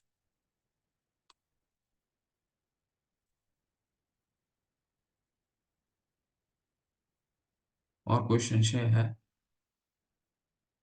तात्पर्यों को बार बार पढ़िए, अच्छे से पढ़िए। अमरजीत प्रभु जी, जी प्रभु, अनम्यूट कीजिए। हरे कृष्ण प्रभु जी एक क्वेश्चन था कि जैसे जो महामंत्र है वो हरे कृष्ण से स्टार्ट है, जैसे हम करते हैं। मैंने पढ़ा कहीं वहाँ था कि वो शुरू था हरे राम से। तो वो मतलब ऐसे है या फिर वो कहीं ऐसे है कि ओम हरे राम राम राम हरे हरे, हरे कृष्ण कृष्ण कृष्ण हरे हरे। और दोनों ये महामंत्र एक दूसरे से कितने अलग हैं? दोनों अलग हैं या एक ही हैं? सिर्फ उल्टा कर दिया गया है या क्या डिफरेंस है दोनों में? बहुत पंथ के कोई डिफरेंस नहीं है प्रभु, कोई भी डिफरेंस नहीं है। भगवान की जो भी नाम है, भगवान ने अपने सारे नाम में इस कलयुग में एक ही भगवान ने एक ही संस्तुति की है। क्या किया है? नाम नाम कार्य बहुधा निज सर्व शक्ति तत्रार्पिता नियमते स्मरणे न काला। जितने भी नाम है भगवान में, सारी शक्ति भगवान ने अपने नामों में डाल दिया है। उसको हरे राम बोलिए या हरे कृष्णा से शुरू कीजिए, कोई फर्क नहीं है। नाम लेना इंपॉर्टेंट है, कोई फर्क नहीं। परंतु ये जो 16 हरे कृष्ण कृष्ण कृष्ण हरे हरे, हरे राम राम राम हरे हरे, ये अ, भगवान स्वयं चैतन्य महाप्रभु ने इस महामंत्र को दिया है। और अ, कली संतरण उपनिषद में आता है, जब नारद मुनि जाते हैं ब्रह्मा जी से पूछने के लिए कि इस भौतिक जगत में कोई एक मंत्र बताइए जिसके पूरे कली का सभी कलयुग के कलेशों का नाश होगा। तो भगवान क्या बोलता है, ब्रह्मा जी क्या बोलते हैं? इति षोडशकम नाम नाम कली कलेशनम नाशनम नत्तो परतो रूपाय सर्व वेदेषु दृश्यते। इति षोडशकम नाम नाम, षोडशकम का क्या मतलब है? 16 शब्द। तो हरे कृष्ण जो है 16 शब्द है। मतलब इति षोडशकम नाम नाम, ये 16 शब्द जो हैं, यही इस कलयुग का कलेशों का नाश करेगा। नत्तो परतो रूपाय, और कोई उपाय ही नहीं है। नत्तो परतो रूपाय सर्व वेदेषु दृश्यते, मैंने सारे वेद शास्त्र देख लिए, पर इसके अलावा कोई उपाय नहीं। ठीक है? तो नाम कुछ भी लीजिए, सब भगवान ने इस कलयुग में अपने नाम में ही सारी शक्ति डाल दिया है। परंतु ये जो 16 शब्द है हरे कृष्ण, ये स्वयं भगवान ने हमें दिया है। तो हमें और दूसरे मंत्र को जपने की आवश्यकता क्या है? ठीक है, कोई भी नाम जप सकते हैं, उसमें कोई बात नहीं। हरे राम बोल दीजिए, हरे कृष्ण, कोई फर्क नहीं पड़ता। पर हरे कृष्ण से शुरू होता है, क्योंकि भगवान ने हमें स्वयं बताया है ये मंत्र के बारे जी प्रभु, ये मतलब चैतन्य महाप्रभु ने हमें दिया है, इसलिए हम, क्योंकि हम उनको फॉलो कर रहे हैं, तो इसलिए हम ये मंत्र को फॉलो कर रहे हैं प्रभु में। जी। बिल्कुल बिल्कुल। ठीक है ना? प्रभु जी, ये 16 शब्द और ये हम जो 16 राउंड करते हैं उसमें कोई कनेक्शन है क्या प्रभु जी? नहीं नहीं, 16 शब्द है और 16 राउंड है, इसमें कोई कनेक्शन नहीं है। क्योंकि एक्चुअली 16 राउंड जो है ये प्रभुपाद जी ने दिया था। क्योंकि हमारे पूर्ववर्ती जो आचार्य थे, भक्ति सिद्धांत सरस्वती प्रभुपाद, उन्होंने 32 राउंड दिया था, मिनिमम 32 राउंड्स। लेकिन प्रभुपाद जी ने हमारे कलयुग के लिए, हमने एक बद्ध जीव के लिए, जिसको उन्होंने हमारे लिए और आसान किया कि चलो ठीक है, तुमसे 32 होना बहुत मुश्किल है, तुम 16 ही करो, कम से कम 16 ही कर लो। तो प्रभुपाद जी ने इसको 32 से 16 किया, हमारी आसान करने के लिए कि 16 करो। सो नहीं तो भगवान तो क्या बोलते हैं, सततम 9वें अध्याय में क्या बोलते हैं? सततम कीर्तयन्तो माम यतियन्तश्च दृढ़व्रता। सततम कर्त, भगवान का भक्त मेरा सततम कीर्तन करता है, हर वक्त कीर्तन करता है। लेकिन हमारे पास तो समय नहीं होता ना प्रभु। तो प्रभुपाद जी ने हमारे जीवन को आसान करने के लिए सिर्फ 16 माला दिया है। ठीक है। प्रभु जी बहुत बहुत शुक्रिया प्रभु जी। हरे कृष्णा।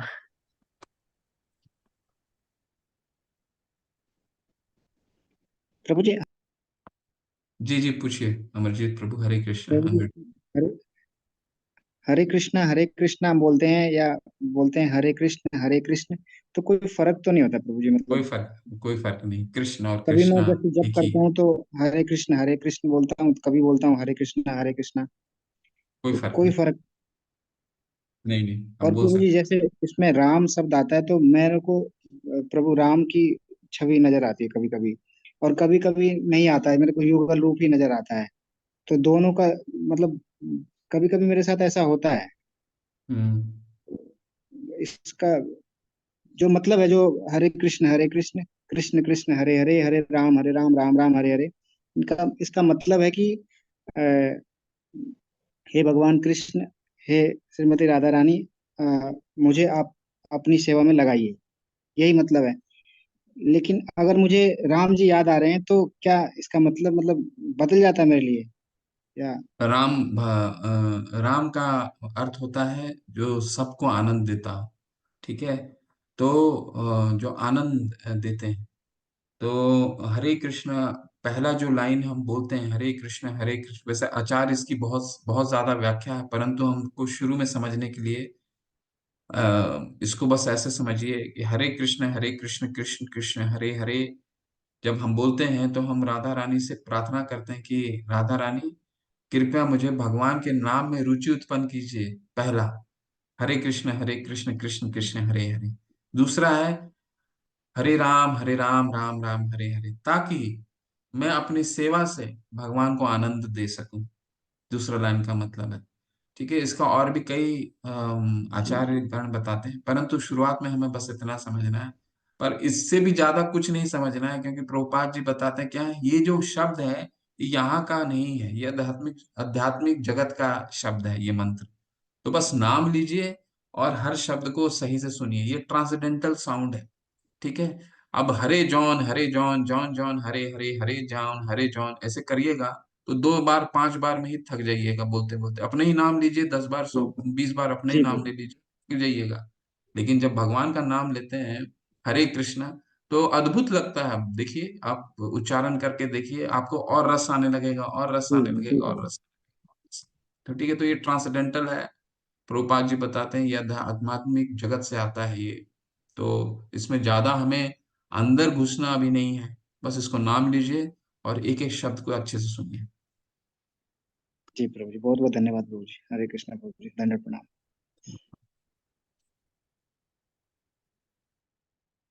ठीक है, चलिए फिर चलते हैं, कल 18वां को कंटिन्यू करेंगे।